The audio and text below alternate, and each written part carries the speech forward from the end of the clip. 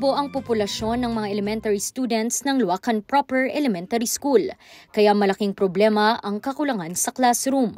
Medyo gumagamit kami ng 4 na classroom ng senior high. Kikita mo, ang kakulangan ng classroom ay isang problema sa ating bansa. Laki ang population ng Luacan Proper Barangay at ibang mga adjoining barangays na pumapasok na dito sa Luacan Elementary School. 1, 2, 3.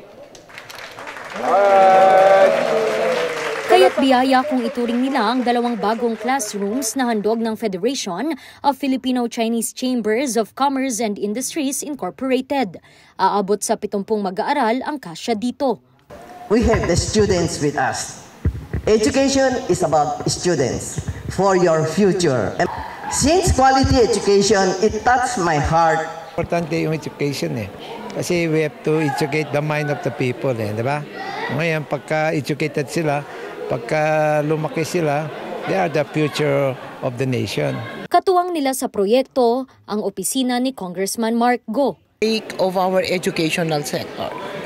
Dahil alam nila na this is one aspect or one program of the government na kailangan talagang tulungan. We know for a fact that education is the key sa isang maaliwalas, isang magandang buhay para sa ating mga estudyante. The building being donated is really in need. It's really important because it caters almost 60 to 70 learners in grade 3. Bawasan yung ng paaralan natin. Before planting. Sa isang sayaw naman, idinaan ng mga mag-aaral ang kanilang pasasalamat. Asahan naman daw ang mas marami pang proyekto, hindi lamang para sa naturang paaralan, kundi sa buong Baguio. Randy Guzman para sa Luzon Headlines.